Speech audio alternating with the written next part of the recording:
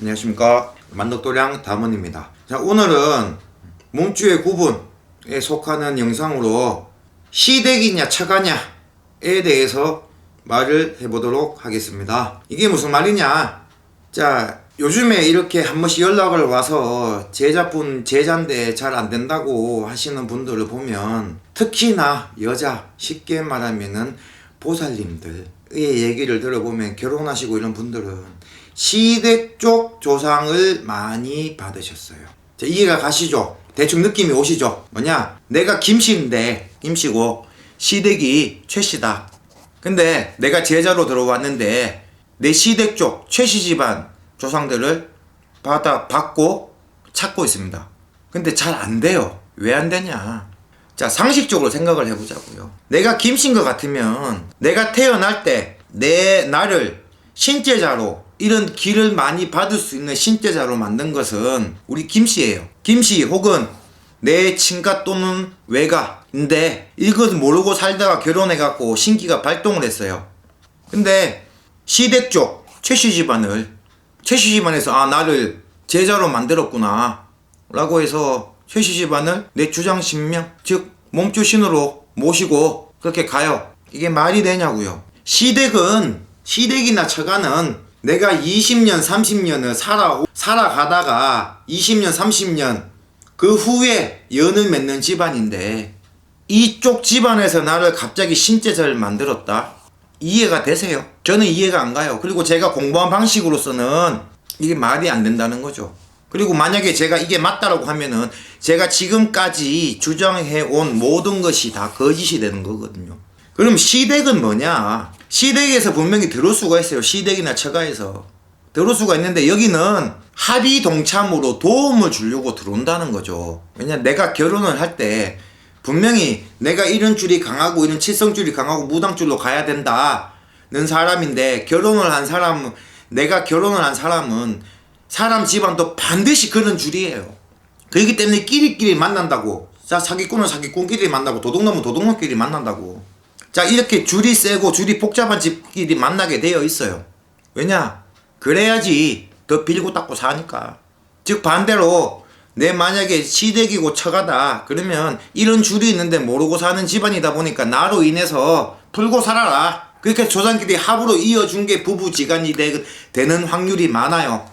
그러면 이렇게 양 집안에서 만나면, 이렇게 줄 세고 꼬인 집에서 만나면은 그 중에서 내가 제일 영매 체질로 태어나고, 쉽게 말하면 무당 체질로 태어났는데 신을 받들고 빌고 살아야 되는 그런 체질을 갖고 태어났는데, 그러다 보니까 어차피 네가 신을 받아서 무당으로 가야 되는데 그러면 이쪽 집안 것도 받아서 빌어라 라고 들어오는 거지.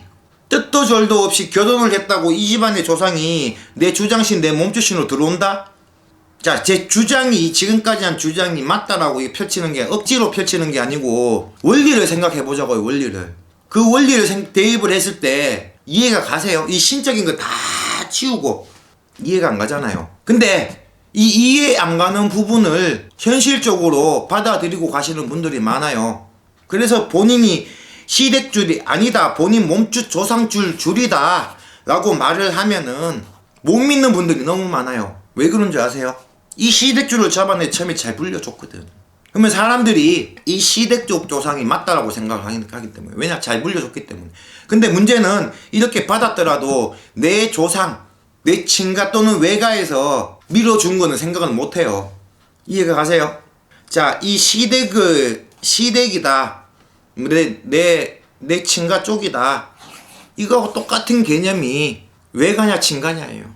그 영상에서도. 근데 그 영상하고 조금 다른 부분은, 어차피 내가 태어날 때 내 친가랑 외가랑 합의돼서 날 태어났기 때문에 이거는 어느 줄을 잡든 간에 뭐 조금 이제 누가 선이냐 누가 후냐 그 차이로 인해 갖고 조금 꼬이는데, 이거는 전혀 다른 부분이라고요. 누가 앞장서고 누가 뒤서냐가 문제가 아니고요. 원맥을 못 찾고 있다는 거예요. 원맥조차도. 근데 제가 물어보면은, 같은 제자길을 가시는 분들한테 물어보면, 자, 여자분이 있는데 혹은 남자분이 있는데, 자, 성차별을 할 수 있으니까 남자분으로 갑시다. 법사로 갑시다. 이런 법사가 있는데 결혼을 했고 처갓집주를 잡았다.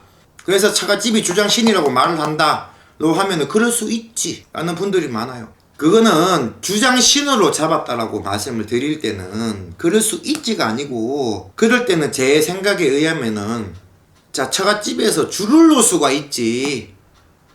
제가 만약에 이 처갓집에서 줄을 놓을 수 있냐? 그러면 그럴 수 있지 라고 말을 해야 되는데, 주장신으로 들을 수 있냐 물었을 때 그럴 수 있지. 저는 그 말이 이해를 못 한다고요. 그러면 저는 아 그래요 하고 넘어가는데, 그런 원리를 말하시는 분들은 그렇게 대답하시면 이 신에 대한 원리 자체를 저는 공부가 아직 덜 했다고 생각을 해요. 그러면 자, 만약에 처가나 시가를 잡은 사람, 이 줄을 잡은 사람을 생각을 합시다. 그러면 이 사람이 결혼을 30에 했어요. 근데 보통 보면은 니는 어릴 때부터 신이 왔다 그러죠. 몇 살 때요? 그럼 예를 들면은 니는 20살 때부터 신이 왔다. 그러면 이 사람이 30에 결혼을 했는데 이 배우자를 27에 만났다. 말이 맞냐고요. 말이. 그러면 20대 때 왔는 신은 누구냐고요. 그때는 말하죠. 니네 집안이다 그러죠. 근데 결혼하고 나서는 시댁으로 바뀝니다.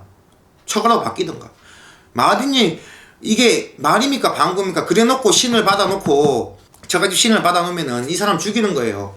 떠지 만든 거예요. 물론 신제자가 맞기 때문에 신제자가 맞아서 신길이 들어왔기 때문에 뭔가를 주는데 핵심을 못 잡는다고요.